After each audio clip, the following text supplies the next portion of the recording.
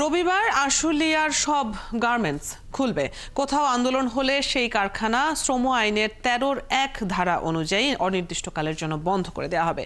শনিবার বিজিএমইএ ভবনে এক আলোচনায় সরকারের ৩ উপদেষ্টার সামনে এই সিদ্ধান্তের কথা জানান গার্মেন্টস মালিকদের দুই সংগঠন বিজিএমইএ এবং বিকেএমইএ।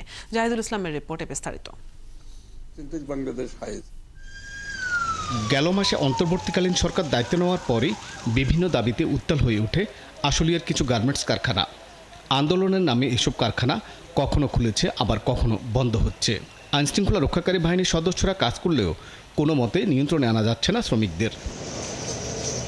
এমন অবস্থায় পোশাক কারখানা খোলা রাখার বিষয়ে করণীয় ঠিক করতেই আলোচনা শেষে সিদ্ধান্ত হয় রবিবার থেকে কারখানা খুলবে।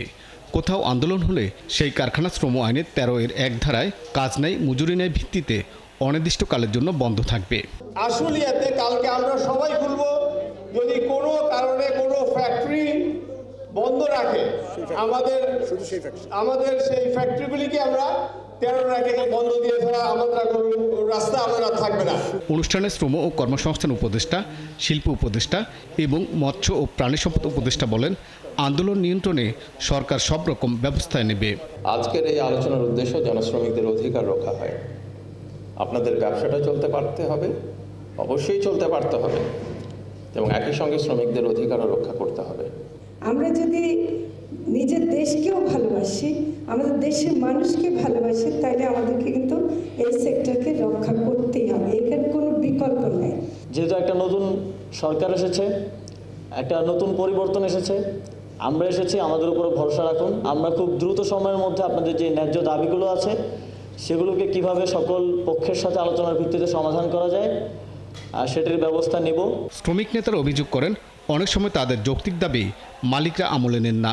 আমাদের সবার ব্যর্থতা ঢাকার জন্য আমরা বলি বাহিরের উস্কানি, পাশের দেশের উস্কানি, জুট ব্যবসায়ের উস্কানি। যার যার কারখানার ওয়ার্কার তারই ঠিক করে নিতে হবে। পরাজিত রাজনৈতিক শক্তির যে ইন্ধন নিবারণ করার জন্য আসুন সকলে মিলে চেষ্টা করি। তবে মালিকরা বলছেন, কারখানা চালু রাখার স্বার্থে তারা আইনের বাইরে গিয়েও শ্রমিকদের সুবিধা দেন। চলমান আন্দোলনের জন্য বাইরের ইন্ধনকে দায়ী করছেন তারা। ২৭০টা গার্মেন্টস বন্ধ হয়ে গেছে এর মধ্যে, আর আমি গ্যারান্টি দিয়ে বলতে পারি এই ডিসেম্বর পর্যন্ত এরকম আরও কত ফ্যাক্টরি বন্ধ হয়ে যাবে।